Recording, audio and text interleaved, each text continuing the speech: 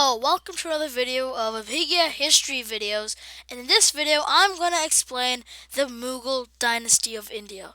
Well, there's only one Mughal dynasty, but this is the Mughal Dynasty ruled over India. So the Mughal Dynasty was a Muslim dynasty that ruled over India, and their rule lasted from fifth. Oh, I see. That's what.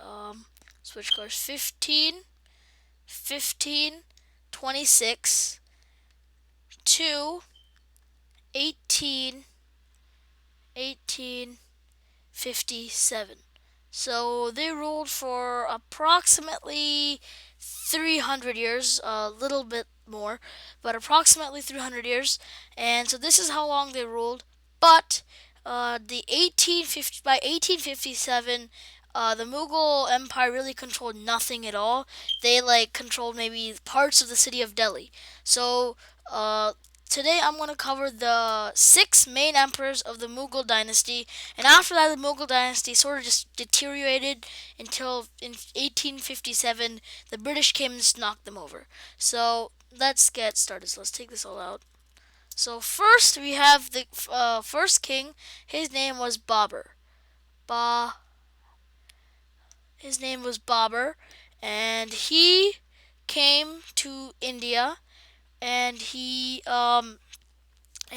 conquered India. So not the entire India, but parts of India. So basically, his name was Babur, and in 1526 he came to India. 1526 he came to India, and he defeated a man named Ibrahim Lodi, who was one of the kings in India. I think they controlled the area around Delhi and a little bit more than that. And the battle he defeated them at was called the Battle of Panipat. Pani He defeated them at the Battle of Panipat, and so then he took control of India and he started expanding his empire. And he actually ruled for only 4 years, and then he died. And then his son Humayun took over.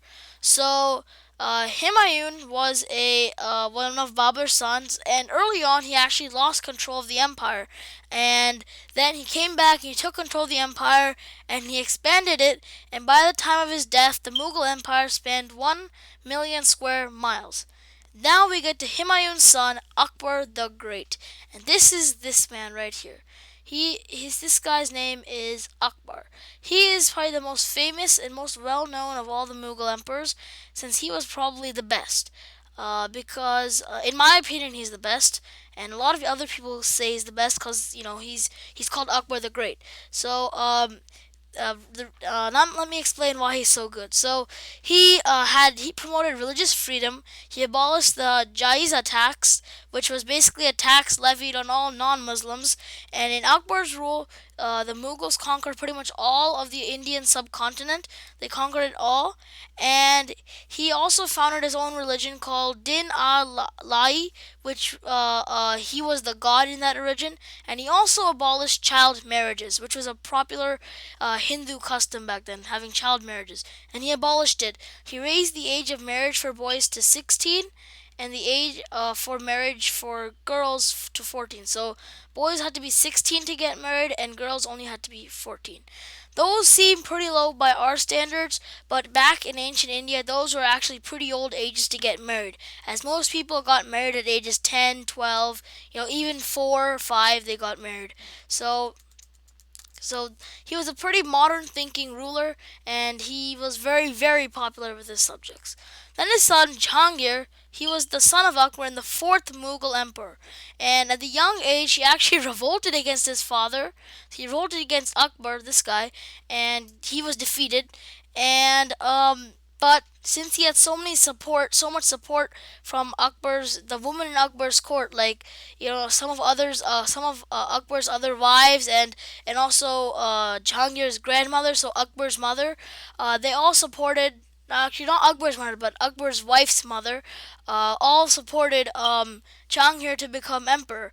So he did become emperor eventually, and his rule was marked with happiness and stability, and he continued many of his father's policies like religious freedom, and he wasn't very strict on what religion. So he actually debated with Christians and all that, and Brahmins. He debated with them about religion. Now, Jahangir's son was a man named Shah Jahan. Shah Shah Jahan. Now, he is very famous too, and he is very famous for making the Taj Mahal. That's the big white. It's actually meant as a tomb. It's a big white building in India, which is very very famous, and it was a tomb for his wife Mumtaz Mahal. And he was not as liberal as his father and grandfather. His policies were more strict towards non-Muslims, and he was a traditional Muslim. Um, he was imprisoned in Agra fort when his son Aurangzeb took over the throne in 1658, and he was imprisoned in Agra fort, and he died there in 1666.